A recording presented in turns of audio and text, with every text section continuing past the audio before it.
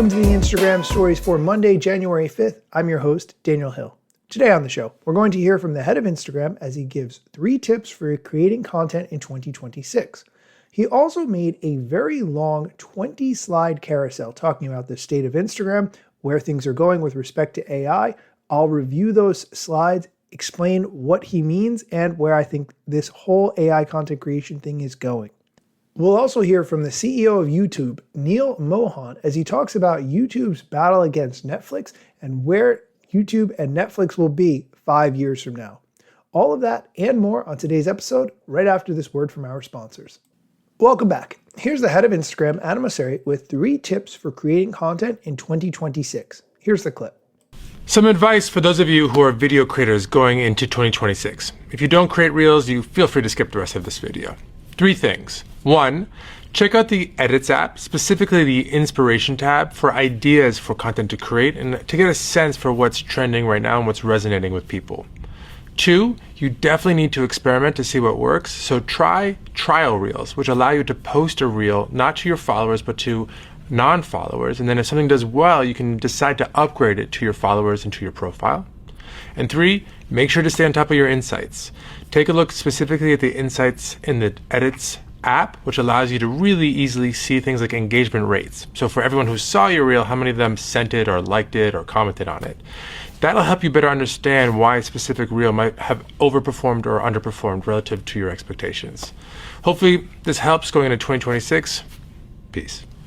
Nothing too revolutionary there. If you've been listening to this show for a while, you've heard me talk about all of those things before. Let's move on to the next news item, which is Adam Mosseri's long 20 carousel post talking about where Instagram fits into the social media landscape, how AI is changing that landscape, and what to expect for the future. I'm going to read the post, but let me start with the caption first. Quote, "A few thoughts on why creators will continue to matter, how aesthetics are changing, and no longer believing what we see in a world of infinite synthetic content as we head into 2026. End quote. Now let me dive into the post. It says, quote, "The key risk Instagram faces is that as the world changes more quickly, the platform fails to keep up. Looking forward to 2026, one major shift. Authenticity is becoming infinitely more reproducible.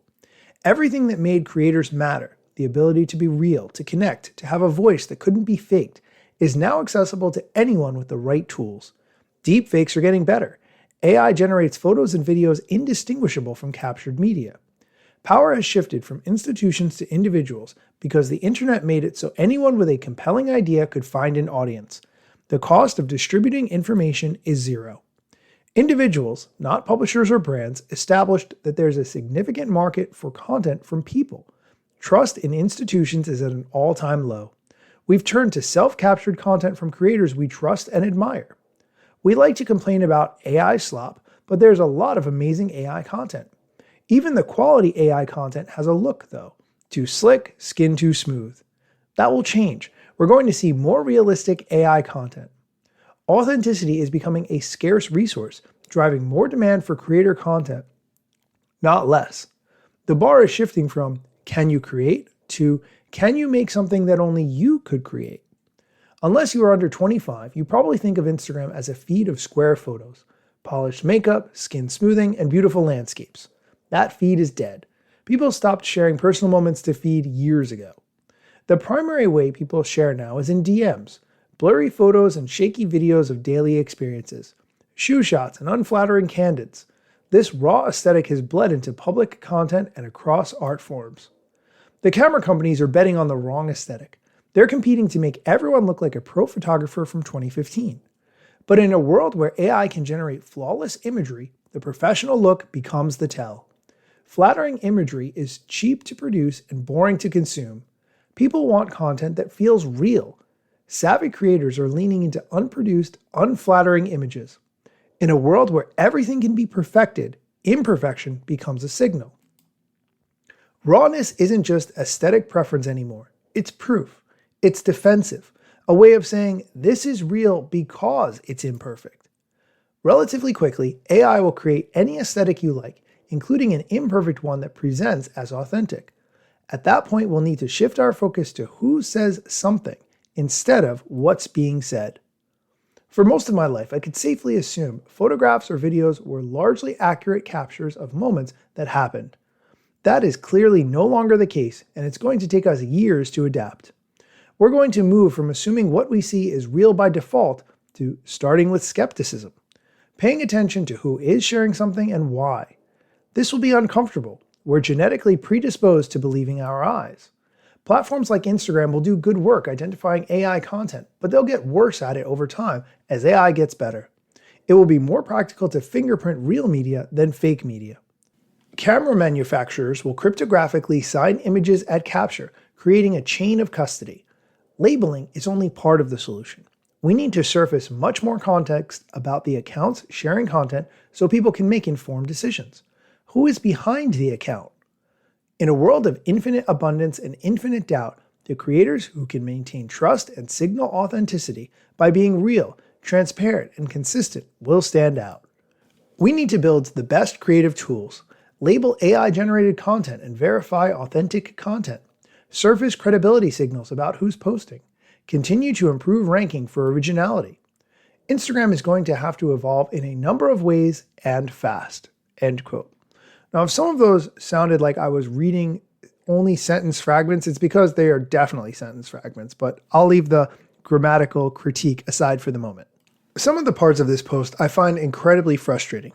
For instance, when he says authenticity is becoming a scarce resource, driving more demand for creator content, not less.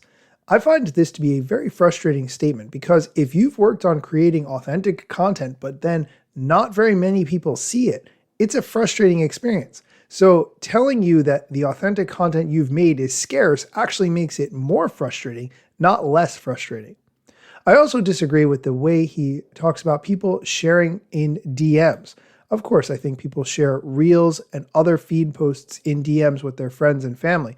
But the part he talks about blurry photos and shaky videos of daily experiences is something that I personally have not received from any of my friends in my normal communication using Instagram DMs. So it's possible that different age brackets are doing that, but I feel like that's unlikely.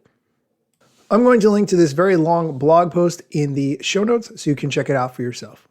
We're going to take a quick break. When we come back, the CEO of YouTube, Neal Mohan, is going to stop by to talk about where he thinks YouTube is in the social media landscape and where it's going to fit in the future against competitors like Netflix. Stick around. Welcome back. Here's the CEO of YouTube, Neal Mohan, on where he sees YouTube fitting into the social media landscape right now and what he sees for the near future. 5 years from now, does YouTube look more like Netflix or Netflix like YouTube? I think YouTube, if I were predicting something, I would say that YouTube in its essence is going to continue to look a lot like it does today in the following sense, which is, as you pointed out, every day, 2 billion plus people all over the world come to YouTube to connect with their favorite creators, creative person, content, sports, movies, music, you name it. And in its essence, that's what YouTube is going to continue to be. Now, how it's consumed, how that content is getting created, that is going to be transformed by technology, which we can talk about. But that connectivity, the magic of YouTube, which is this open platform where if you have an idea, you're a creative person, nobody gets to tell you that you don't look the right way, you're the wrong gender, you're from the wrong part of the world. If you have something amazing to share, you can come onto YouTube and do that, and that won't change. YouTube is celebrating its 20th anniversary this year. Time named you Person of the Year in 2006, in part inspired by YouTube's launch.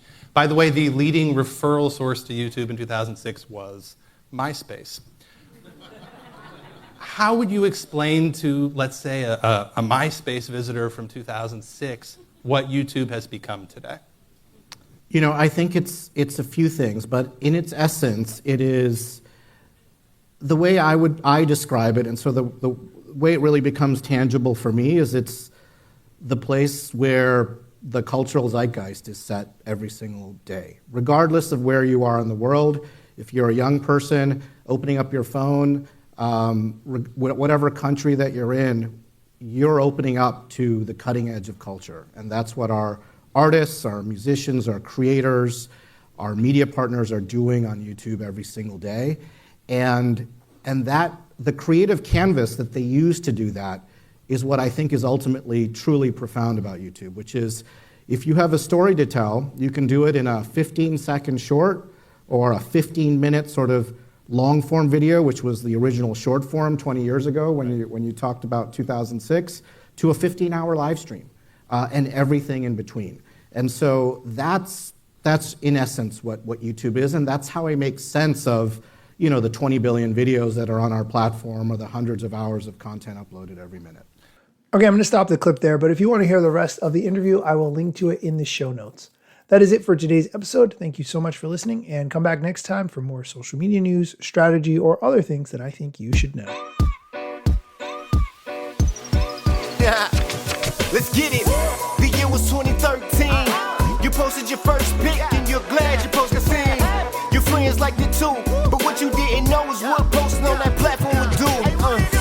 Taking all your time and attention, doom scrolling. Also, let me mention, you gotta post on every platform, putting content on every set just to conform.